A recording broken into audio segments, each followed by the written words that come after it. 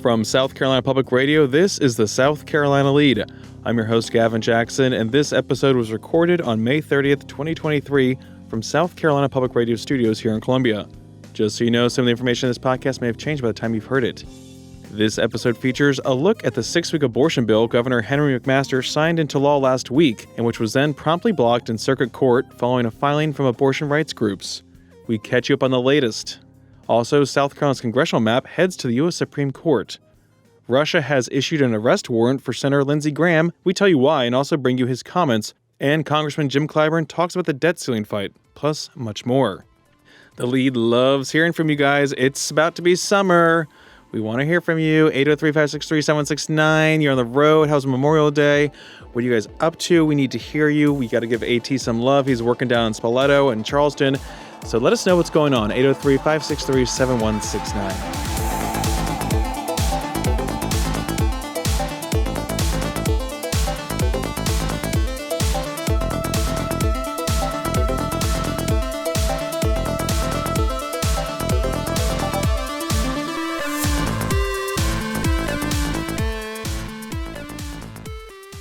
Abortion remains legal in South Carolina up to 20 weeks as the 6-week abortion ban, signed into law by Governor Henry McMaster last week, remains tied up in courts.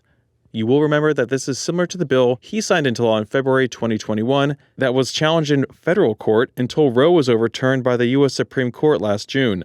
The law briefly took effect before Planned Parenthood South Atlantic and others received an injunction while the case was pending before the South Carolina Supreme Court, which in January ruled 3-2 to invalidate the law on the grounds that it violated the state's constitutional right to privacy.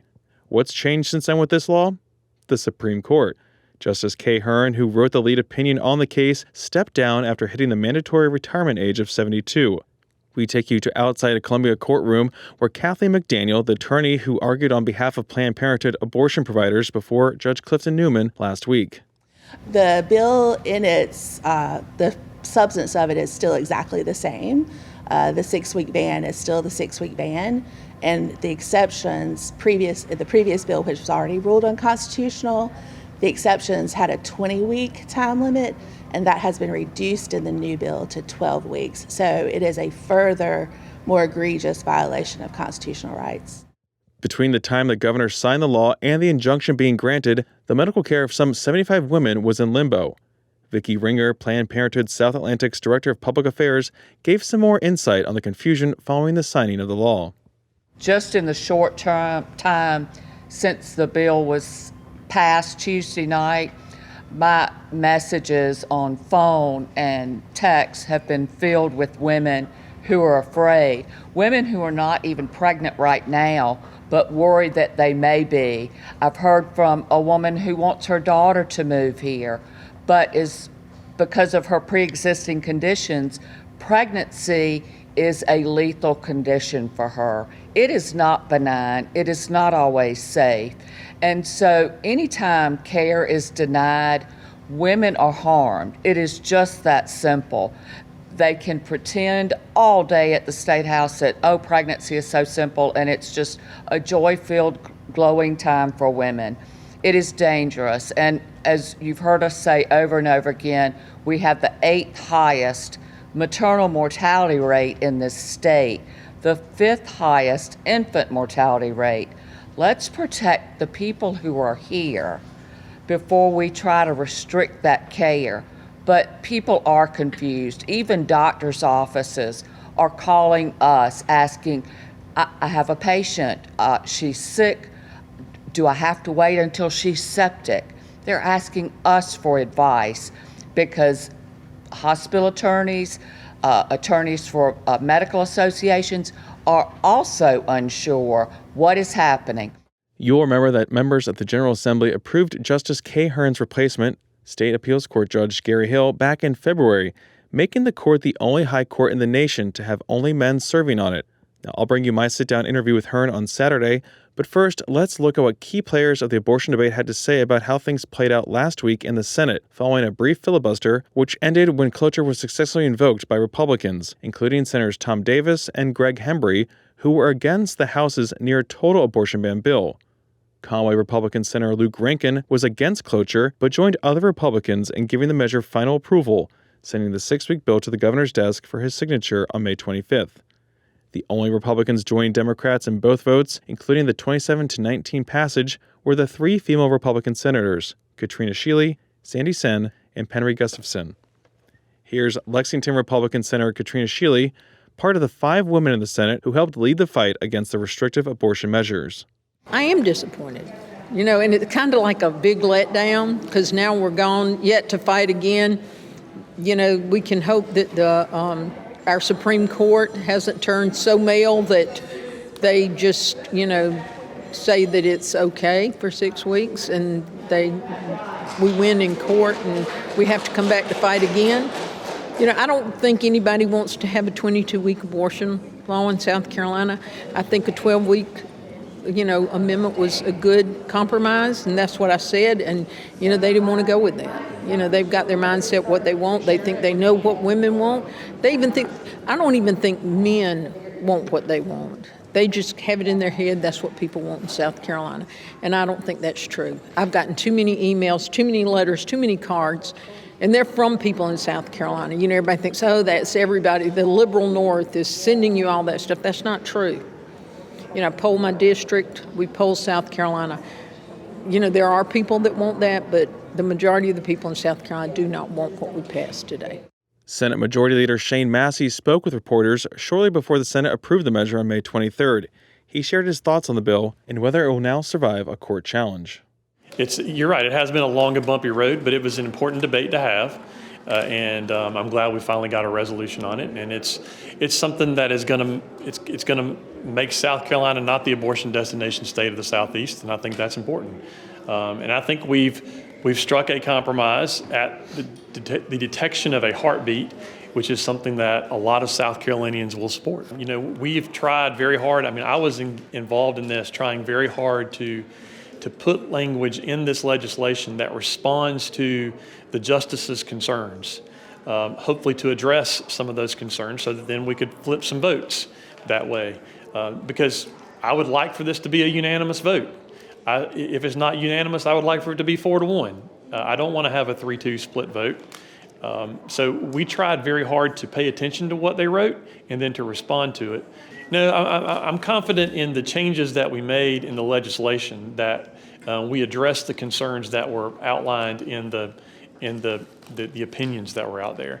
We haven't targeted this at all based on the new makeup of the court. The idea of changing the legislation was done to address the concerns that were raised, and I think we've done that. So the law, which again is temporarily blocked pending ongoing litigation, would outlaw abortions around 6 weeks or whenever an electrical signal representing cardiac activity can be detected by ultrasound. Now, women typically don't know that they are pregnant around this time, and if they want abortion care, then they will need to have 2 appointments with one of 3 abortion providers in the state. One appointment will just be an in-person conversation with a medical professional. Planned Parenthood said it can take up to 3 weeks to schedule an abortion in the state. And just for context, I just tried to schedule an appointment online today, May 30th, and the earliest available date is June 23rd here in Columbia. And that is for receiving the abortion pill or having a surgical procedure. Now, there are exceptions in the law for the life and health of the mother, as well as fatal fetal anomalies. But the number of weeks for rape and incest victims to receive an abortion was reduced from 20 weeks in the 2021 law to 12 weeks, and it also requires a physician to report it to authorities. We'll be following this case as it goes through the courts for you, but I want to thank the Russ McKinney for all the audio because he was on the ground in the State House and the courthouse last week when I was out on the campaign trail. Thank you again, Russ McKinney. Moving on, Russia has issued an arrest warrant for South Carolina Senator Lindsey Graham following comments he made during a meeting with Ukraine President Volodymyr Zelensky. Here's part of those remarks from an edited video from Reuters via the Ukrainian Presidential Press Office. Thank you very much. Thanks, United States, people of the United States for all big support. President Biden, bipartisan support, Congress, and really we thank you so much. Free or die. Free or die. Now you are free. Yes. And we will be. And the Russians are dying. It's the best money we've ever spent. Thank you so much. Graham responded to Russia by saying, quote, "I will wear the arrest warrant issued by Putin's corrupt and immoral government as a badge of honor. To know that my commitment to Ukraine has drawn the ire of Putin's regime brings me immense joy. I will continue to stand with and for Ukraine's freedom until every Russian soldier is expelled from Ukrainian territory. Finally, here's an offer to my Russian, quote, friends who want to arrest and try me for calling out the Putin regime as being war criminals. I will submit to jurisdiction of the International Criminal Court if you do. Come and make your best case. See you in The Hague, quote. Graham also gave remarks following his meeting with Zelensky. The industrial level war crimes that have been committed against the Ukrainian people, if they are forgiven in the name of peace, you will have destroyed everything we've stood for since the end of World War II. There can be no forgiving and forgetting when it comes to Putin's war crimes. There can be no backing off of helping Ukraine, because if we fail here, there goes Taiwan.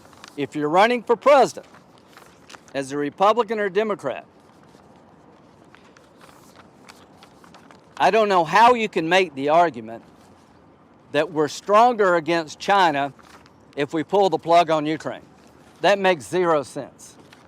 What I want the Chinese to see is that invading a neighbor is not as easy as it looks. Putin has an arrest warrant from the International Criminal Court. I'd like to do more to help prosecute Russian war crimes.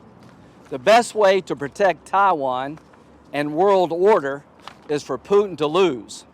And if you don't get that, I think you're missing a lot.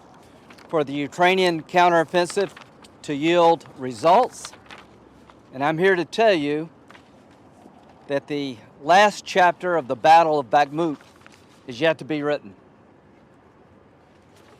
I'm here to tell you that the Russian military is about to have holy hell unleashed upon them. This was Graham's third meeting with the Ukrainian leader and third trip to Kyiv. It came before a drone strike hit residential targets inside Russia on Tuesday, which Russian officials blame Ukraine for and Ukraine denies. Russia had been launching missile and drone strikes over the past 3 days leading up to the incident, per the Wall Street Journal. And Washington has discouraged Ukraine from committing any such attacks. Sticking with our delegation, Democratic Congressman Jim Clyburn was on MSNBC Sunday discussing the debt ceiling limit plan that President Joe Biden and House Speaker Kevin McCarthy have brokered. Though not all Republicans, including several in our delegation, are happy with the deal. Here's Congressman Clyburn. Am I satisfied totally? No, I'm not. But as Ms. Ramadute, if I pronounced his name correctly, said, in these kinds of negotiations, nobody gets all of what they want. I do know that I have not seen the paper. My staff has been informing me this morning of what's in it and what's out of it. And I'm very comfortable that we can get to a good place on both sides of the aisle. Thanks ought to go out, though, to those negotiators. Shalonda Young, Steve Ricchetti, Louisa Terry have been great on our sides. I think that Congressman McHenry and Graves have done great work on the Republican side, and we ought to thank them for the great work they've done. Having said that, we have to have time to look at the details to make sure that we can get to a very comfortable level on all of this. Will I get all of what I want? No. Will they get all of what they want? No. But I'm very pleased that we're in a good place. And here are some details about that deal. It suspends the debt ceiling until after the 2024 elections. It protects Medicaid and increases work requirements for those on food stamps. It sets a 1% spending cap increase for 2025. Defense spending remains untouched, as does veterans' medical care, both of which got slight boosts. The deal also calls back about $20 billion of the $80 billion sent to modernize the IRS over the next 10 years. And a natural gas pipeline that runs through West Virginia will receive expedited approval, according to the Washington Post. Treasury Secretary Janet Yellen has said the country will no longer be able to pay its bills by June 5th unless a deal is reached. This measure needs to pass both the House and the Senate by then. Jumping on the 2024 campaign trail for a moment, newly declared presidential candidate Florida Governor Ron DeSantis will visit the state this week as part of his initial early voting state swing. This includes 3 stops in South Carolina on Friday. DeSantis will be in Bluffton in the morning, Lexington in the afternoon, and Greenville in the evening. DeSantis is illustrating one of the benefits of South Carolina and that you can hit 3 of the state's major regions all in one day. Now, while some of us will be driving to these stops, 2 out of 3 of them, I'd say, it's actually much easier to do that in a private jet. We don't have one anymore. We'll have more from DeSantis' first swing through the Palmetto State on Tuesday's podcast. And on the way out, the Associated Press reported on May 15th that the U.S. Supreme Court has agreed to decide whether South Carolina's congressional districts need to be redrawn because they discriminate against black voters. The justices said they would review a lower court ruling that found that the first congressional district running from Charleston to Hilton Head was intentionally redrawn to reduce the number of Democratic-leaning black voters and to make it more likely Republican candidates would win.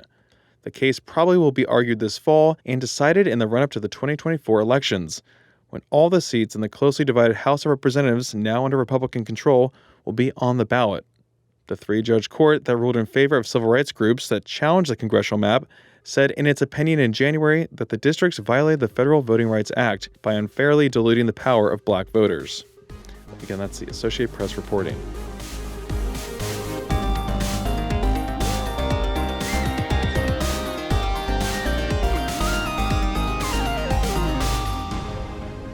Welcome to the wind down section, our little break from the news. We're glad you're here. Also, this is a break from Spoleto coverage with A.T. Shire. Hello, A.T. Oh, hello. Yes, hello. I'm back in the confines and the warmth of South Carolina Public Radio here in Columbia. You are still out in the field, bearing the elements, putting on a strong face, though I know it's a lot of hard work, but everyone back home is still rooting for you. We can't wait to see our dad come home from the front.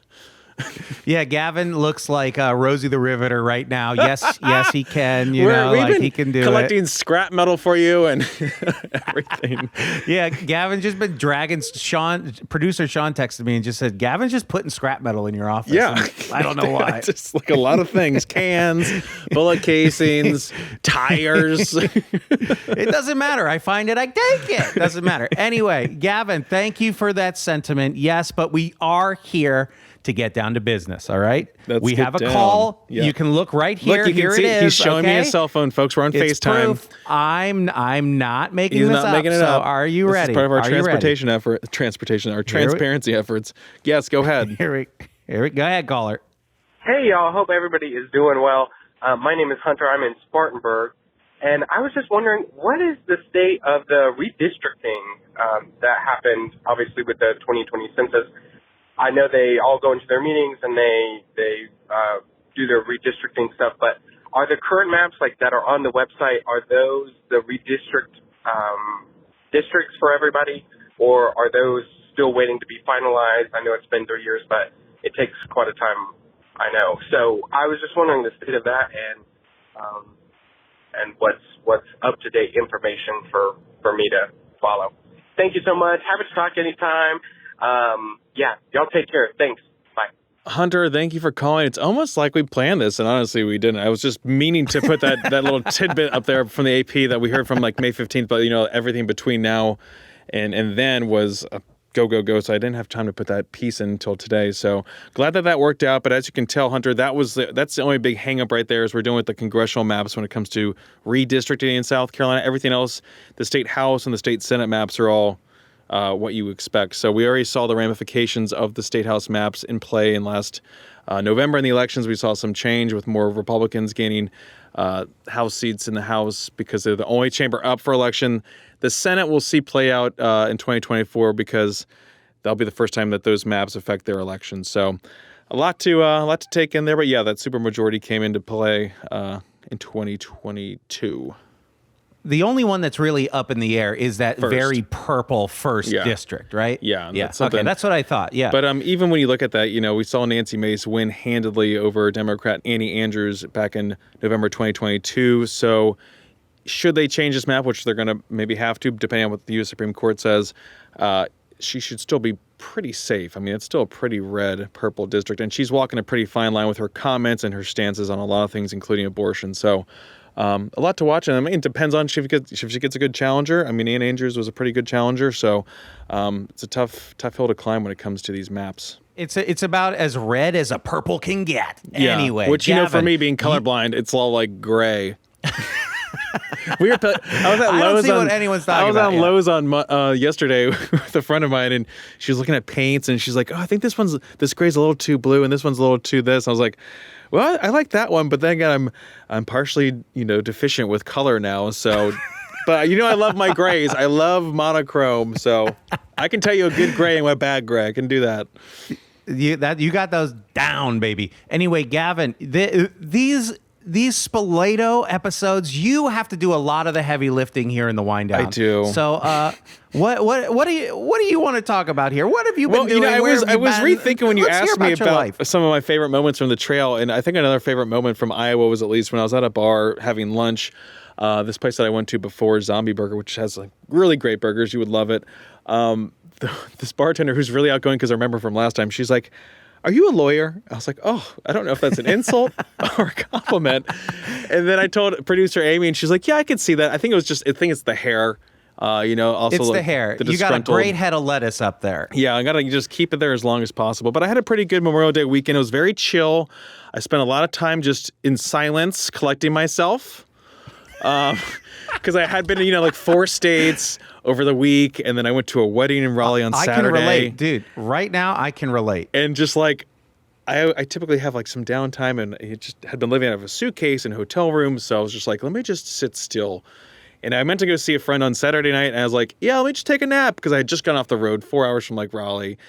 And I was like, or Sunday night, I was like, I'll come hang out. I laid down for a nap, and then 3 hours later, I was like, I'm sorry, it's not going to happen. I'm down till tomorrow morning, And I was good after that. I speaking of Memorial Day weekend, Gavin, I saw something very troubling, and I messaged you immediately when I saw it. It was the picture of the grill that you shared on your Instagram. Yeah, it was not my grill. It was a gas grill. There were a lot of problems here. Gas grill, tough. I don't like a gas grill. I'm a real charcoal stickler, okay? I'll pass this along. You had some unseasoned chicken breasts. The chicken breasts were they were marinated. They were not my chicken breasts. Those were her neighbors or my friend's neighbors. And then I was just cooking burgers for myself. So GJ just had burgers. Okay, good. Which I cooked 4 perfectly. burgers? How many burgers did you eat? Yeah, I had a double myself because I was like, Gavin's hungry. It's Memorial Day. Thank you for all who gave the ultimate. I'm going to do this. And then I just saved 2 for myself. And then I saved 2 for myself for today. I'm going to for dinner. So I was like, screw it. And I had avocado. I had my tomato. I had some lettuce. It was very good. I didn't have a bun because screw buns. My problem with those burgers is those were definitely pre-made hamburgers, right? Because I was lazy, my friend. They were too perfectly round. I mean, I'm okay with that. I'm typically against that because I spent $8 on 4 burgers, which I'm sure I could get double the amount of beef if I had actually done it myself. But I became a creature of convenience. I'm trying to live this convenience lifestyle that everyone raves about, that I get derided for not participating in. And now here I am being derided for this convenience. It's a lose-lose for you. I mean, my food consumption is lose-lose. But I was still... You're basically Joan d'Arc. It was also part of my way of coming down from all the trash that I ate on the campaign trail. I didn't tell you this, but I had 2 McChickens in Iowa in a moment of desperation. Why did you eat the chicken and not a burger? Because I was being cheap, and I believe that fast food should be cheap as possible, so that's what I went for. I was not going to pay $2 for a McDouble when I remember they used to be on the dollar menu, okay? So that's my problem. Gavin remembers, okay? Gavin And then I was like, forget. McChickens. I can throw back some McChickens in a second. Oh, but so much mayonnaise. Oh, it's tragic. I don't think it would shock you to learn that I've never had one in my life. That's okay. The last time I had McDonald's, was with you, and we were in, where were we? Bishopville, and we were hunting the lizard man. And every time we would go there, I'm like, "Hey, T, we gotta stop. I need a sweet tea," because it was always hot, and then we'd always get some French fries. French fries, yeah. But I'll slam some McDonald's French fries. I don't order French fries because I think that's where the calories really get you. But you're already there. It's not good anyway. I know. But the fries are just straight up fried. Whereas at least there's protein. They're so good. It's the best part. But I believe in eating fast food fast, and then you just forget that you even ate it, so you don't feel bad. Oh, that didn't happen. Then you eat it again. LOL. Well, I did go to Bojangles on Sunday because I needed that. Oh, Gavin. I love Bojangles. Stop. 2 sausage biscuits. Wait, you were home then, though, right? Huh? You were home then, I was in right? Raleigh. I was still on the road. Road calories don't count. Back me up here, folks. Diet Cokes were being poured. Everything was happening. I'm learning more and more. More and more things don't count on the road. Well, you're out there, baby. You're right in the wild. You can understand. You can see where I'm coming from here. Yeah, well, the difference is you go eat. I just have not eaten all day, and I have no prospects of eating yet. Yeah. If this is what AT sounds like, hangry as hell. Why don't you you have an intern, get them? I know that's below, menial intern task, but get them to go get you something. I'm just such a humanist, I think. Oh my God, that is so when they're done true. working, I just let them go. He I is let just them go, such a good boss, guys. Like oh my God, that's so true. Well, if I am the boss, then I order all you listeners to please call because I need more calls because we can't sustain this ending anymore. Yes, boss. And please go find AT at Dock Street and bring him some food. Oh my God, bring me a salad, please. Or sheet cake. I beg of you. No, not a sheet cake. He needs the sugars. Salad. Give him the sugar. No. Okay, everyone. I love you. I miss you. I wish I was home. Okay, Gavin, say goodbye. Oh my gosh, this is like your campaign trail, but it's a whole month of it. Now, folks, again, do like Hunter and follow AT's lead and give us a shout, 803-563-7169. Clap like his life depends on it. Give us a voicemail. It's like, Tinkerbell. Bring him back to life by clapping, but give a voicemail, 803-563-7169. You can also show us your appreciation by leaving us a review on Apple Podcasts and stay up to date with the latest news on sctv.org and southcarolinapublicradio.org. And don't forget to support your local newspapers. For the South Carolina Lede, I'm Gavin Jackson. Be well, South Carolina.